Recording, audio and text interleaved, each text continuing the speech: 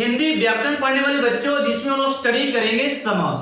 फिर बच्चे ये समास का पार्ट 4 वीडियो होगा, जिसमें आप स्टडी करेंगे अवयवी भाव समास को और स्टडी करने वाले आप बहुब्रीहि समास को।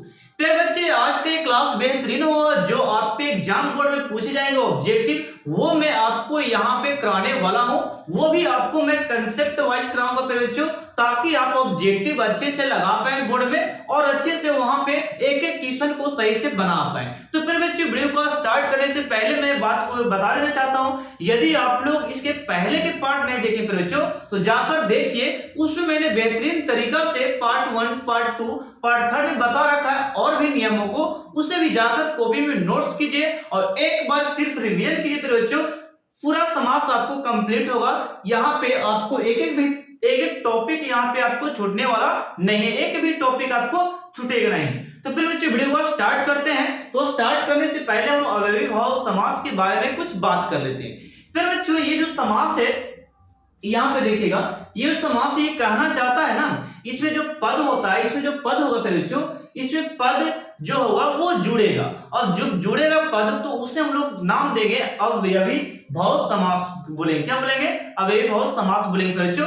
अब इसको मैं सही से डिफाइन करता हूं और आगे मैं आपको एग्जांपल को समझाता हूं फिर बच्चे। तो देखिएगा यहाँ पे आपको मैंने लिख रखा है अवयवी भाव समास। फिर बच्चों ये आखिर है क्या? तो ये अवयवी भाव समास को मैं यहाँ पे डीपली में एक डिफिनेशन देता हूं। आखिर में इसका डिफिनेशन क्या कहना चाहता है, ये हमको बताना क्या चाहता है, वो मैं आपको एक्सप्लेन कर दूं।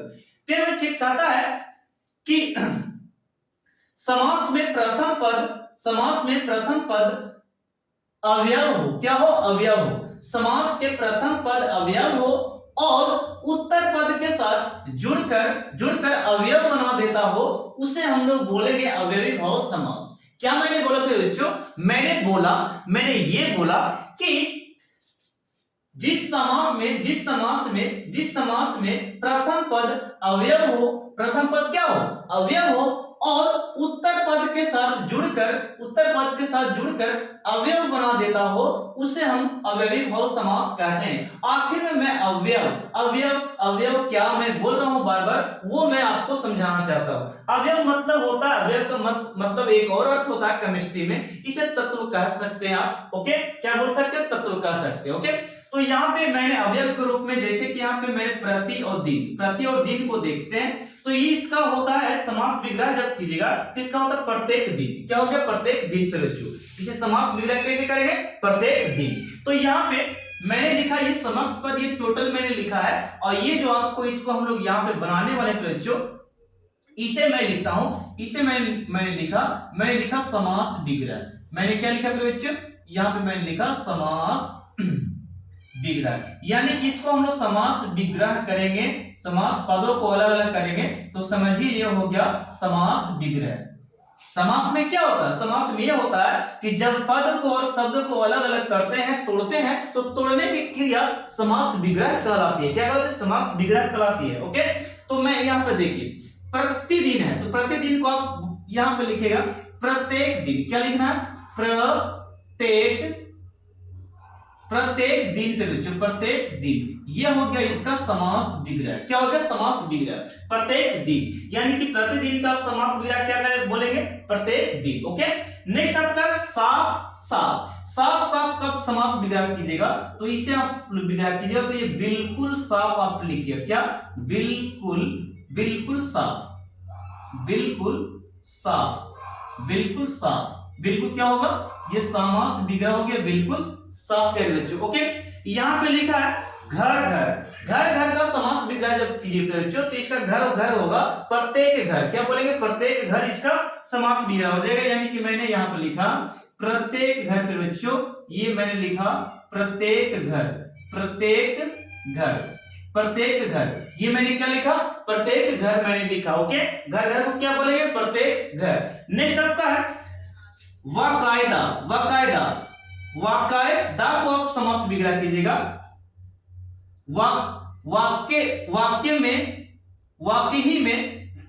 में कायदे के अनुसार इसे हम लोग क्या बनाएंगे?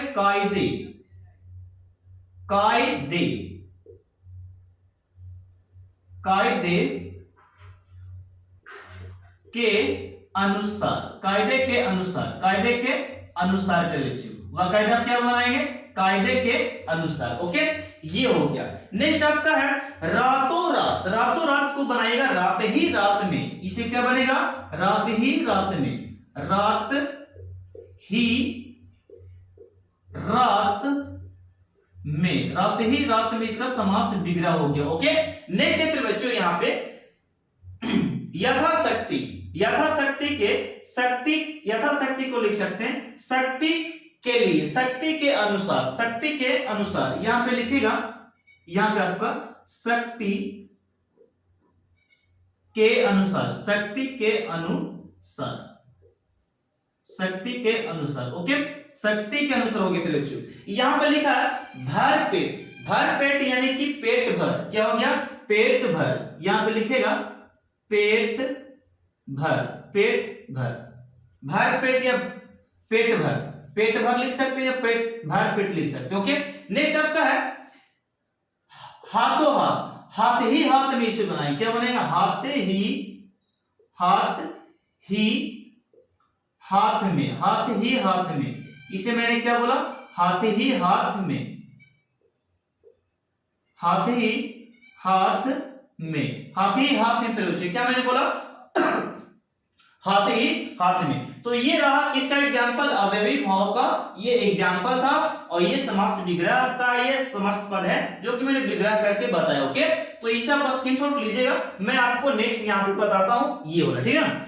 देखिए तो बच्चों लिखा यहाँ पे बेहतरीन तरीके से लिख दिया गया है कि बहुब्रीहि समास आखिर है क्या? व्हाट इज बहुब्रीहि समास? ओके, तो यहाँ पे बहुब्रीहि समास समझिए बच्चों। यहाँ पे इसका डेफिनेशन और परिभाषा देने की प्रयास कीजिएगा। जिस समस्त पद में कोई पद प्रधान नहीं होता, यानी कि कोई पद आगे नहीं आता, उसे हम बोलेंगे बहुब्रीहि समास। क्या बोलते हैं? बहुब्रीहि समास बोलते हैं। इसको दूसरे तरीके से आप डेफिनेशन को दे सकते हैं कि वैसा समास जिसमें दोनों पद संज्ञा या शब्द विशेषण होते हैं, संज्ञा या शब्द विशेषण होते हैं, उसे बहुब्रीहि समास कहा जाता है। मैंने क्या बोला? मैंने ये बोला कि वैसा समास जिसमें दोनों पद संज्ञा शब्द के विशेषण होते हैं, उसे बहुब्रीहि समास कहा जाता है। तो ये एग्जाम्पल मैंने लिख रखा। अब इसे मैं समास विग्रह करके बताता हूं, इसे मैं तोड़कर बताता हूं पदों को। देखिएगा, जैसे कि यहां पे लिखा है दशानन। दस है आनंद जिसके, दस है आनंद जिसके, जिसे हम लोग बोलेंगे रावण। क्या बोलेंगे? रावण। तो यहां पे लिखेगा दस, दस है आनंद। आनंद मतलब भुजा, आनंद मतलब क्या? भुजा, आनंद मतलब हाथ, भुजा। दस है आनंद जिसके, जिसके, जिसके अर्थात क्या? रावण। क्या लिखेंगे बच्चा? रावण, रावण लिखेंगे, ठीक ना। दस है आनंद जिसके अर्थात रावण। नेक्स्ट आपका है त्रिलोचन। त्रिलोचन, तीन है लोचन जिसके, यानी कि तीन है नेत्र जिसके अर्थात शिव। क्या बोलेंगे? अर्थात शिव, यानी कि त्रिलोचन। तीन है, यहां पे लिखे तीन है लोचन। लोचन मतलब नेत्र यानी कि आंख। लोचन, तीन है लोचन जिसके, लोचन जिसके, जिसके अर्थात, फिर बच्चों अर्थात करके लिखिएगा आप लोग, अर्थात शिव। क्या बोलेंगे? शिव। क्या बोलेंगे? शिव को हम लोग क्या बोलते हैं? त्रिलोचन। क्या बोलते हैं? त्रिलोचन। नेक्स्ट आपका है लंबोदर। लंबोदर, लंबोदर को हो जिसका लंबा हो उदर, जिसका पेट हो निकला, पेट हो निकला, अर्थात गणेश जी, अर्थात गणेश जी। तो हम लोग बोलेंगे लंबा हो जिसका उदर, लंबा, लंबा हो, लंबा हो जिसका, लंबा हो उदर जिसका, लंबा हो उदर,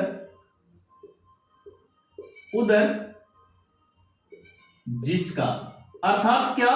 गणेश। क्या बोलेंगे? गणेश भगवान। ओके, नेक्स्ट आपका है पीला है जिसका अंबर। पीला है जिसका अंबर, जिसे हम लोग पीतांबर कहेंगे। क्या बोलेंगे? पीतांबर। ओके, तो लिखेंगे यहां पे पीला है अंबर जिसका, पीला है अंबर, पीला है अंबर जिसका पीतांबर। ओके, अर्थात क्या बोलेंगे? शंकर। क्या बोलेंगे? शंकर। मृत्यु, मृत्यु मृत्युंजय, मृत्यु को जीतने वाला, मृत्यु को जीतने वाला अर्थात शिव, अर्थात क्या बोलेंगे शिव।